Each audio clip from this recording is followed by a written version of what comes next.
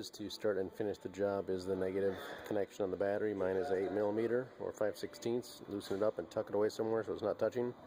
You can safely work on your alternator. This is a 2006.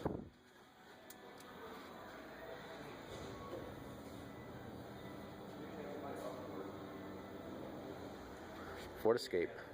No fun. 4-wheel drive or all-wheel drive. Real pain in the butt. I'm in the middle of doing the alternator.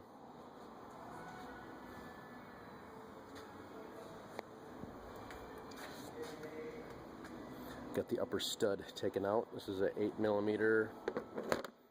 I guess it's either external torque or something like that. It's an E8 though is the name of it. That's what it looks like. Fits on the end of the stud, so you can take the stud out. 15mm nut. Alternator's up there. Turned. You did this black cover. It's got like 3 8mm nuts on it for this vent. Already popped the vent off the top. So that's where I'm at. 15mm nuts for the exhaust. Give me some space to work. Pain in the butt. If you don't have these tools, especially the reverse torques, you might want to not even try this job. Although you can slide the alternator down the stud and then try and use the vice grips on the stud. But space is kind of an issue here, so just giving you a warning. Okay, so for me, I got the cover off. It dropped right down through here pretty easily. A little twisting, but pretty easily fell through here. So I'll take a peek at this stuff. So you need to put this on after you put the alternator up there, but don't forget it. We have this, and there's a tube that fits on top of this. Up here somewhere. There we go. Tube. Fits on top of it like this. These are 2 fittings fit on here. I was able to reach up with the screwdriver and kind of push this in a little bit, but mostly it was probably just getting in here with the screwdriver and pry bar and just forcing this piece up and off. That's really all I could do. So we'll put these pieces back up in there, and then we'll see about working the alternator back in the hole. So I'm at the halfway point to putting it back in, but I want to kind of show you the way it goes. Like this. Got my one hand, so a little tricky, but this is the way it kind of comes out.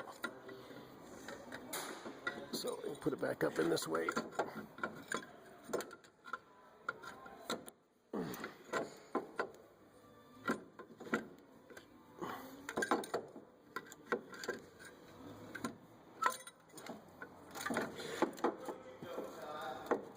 Not too bad one-handed. It's in like that. We'll just turn it and put that black cover back on there. The 3 nuts. So we bolted plastic air tubing on the back still.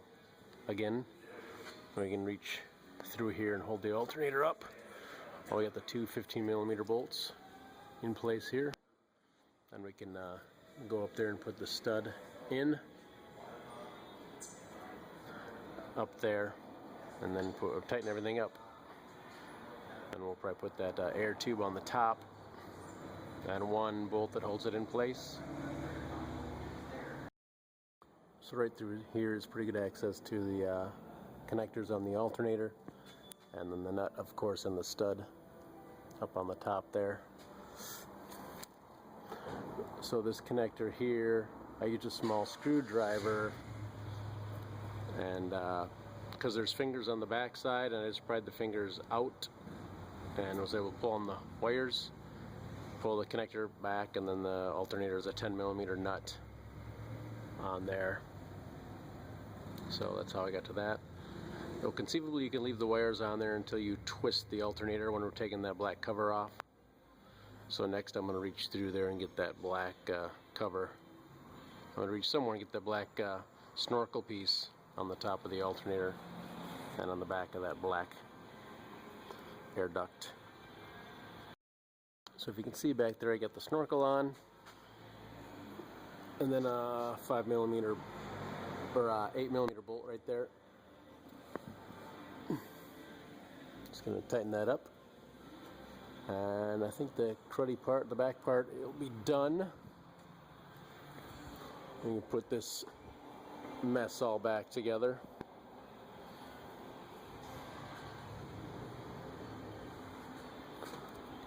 This was on here like that. It's a 10mm bolt for the oxygen sensor right back here.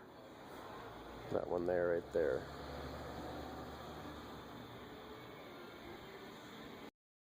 So getting the exhaust nuts taken care of, just using a swivel for a couple spots, or you can use an extension, but two here, of course, 15mm, two here, and then two in the back, right there, and a bracket right here. Just use a pry bar, and I pried that, just pried that off. Slide it back on. Just like that. I used a pry bar over here and pried it off.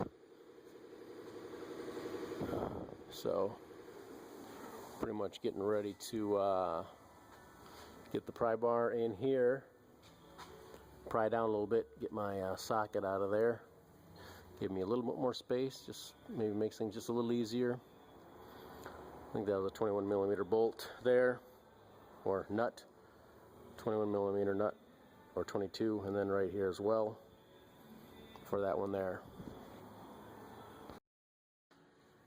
Now I probably messed up before I put the CV axle in, or the exhaust. I probably should have put this black cover on, and I did forget about it. I did get it in through here, weasel it up. It's got an 8mm bolt goes through right there. So, but there's a push pin that goes in the back side. It's going to be pretty difficult to get back in. So I advise you to try and get that in, because it goes right in here. It's pretty dark back there. You'll see it poking out of a little hole in there.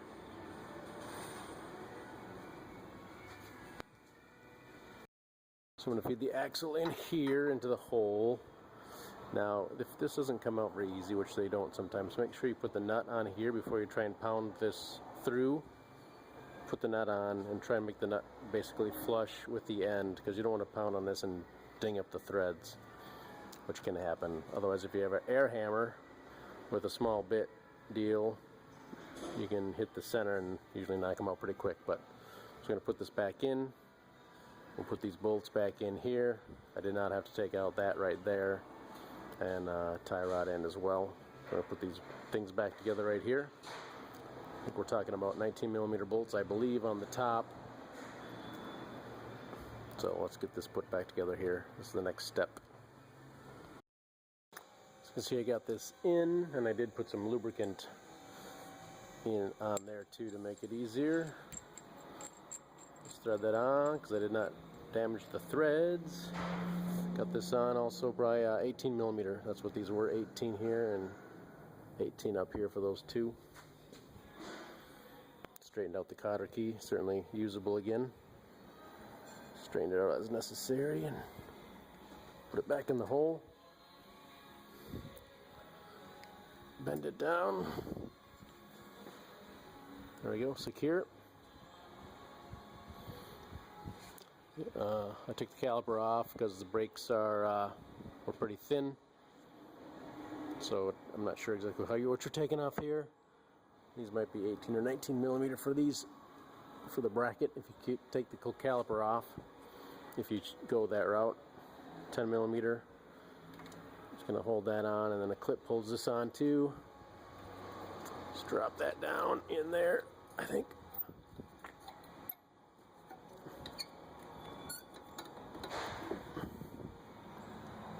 Just like that, and then there'll be a clip that holds it in place. You can remount that up there. Those are the steps. Got my oxygen sensor hooked up again. Plastic pieces along the way. They clip on the bottom here too, just with some plastic clips. We're getting that belt on. We could probably get the belt on right now. Give us got some space here.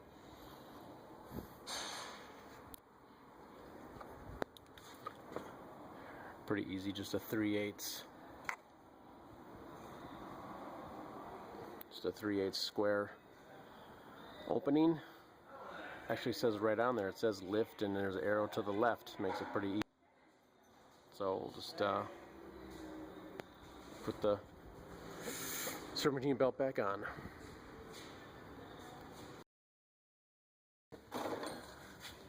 No. Because then he'll probably just leave. Here's the serpentine belt, and we'll just put on the crankshaft, and we're going to pull the wrench to backwards. You're going to pull backwards. No, forward. Right. Nope. Hang on.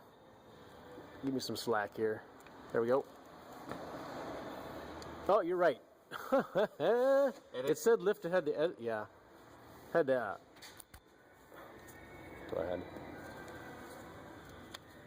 The arrow's pointing like the wrong way or something for another car. I don't know. Anyway, bang. That's pretty good. We actually have it over here in the wrong spot, so we'll just make an adjustment. Always look for that. There we go. Boom. Hi, Dan. Just dropped in there. We're checking everything out, and everything looks good. So we can be done with that. Serpentine belt is on.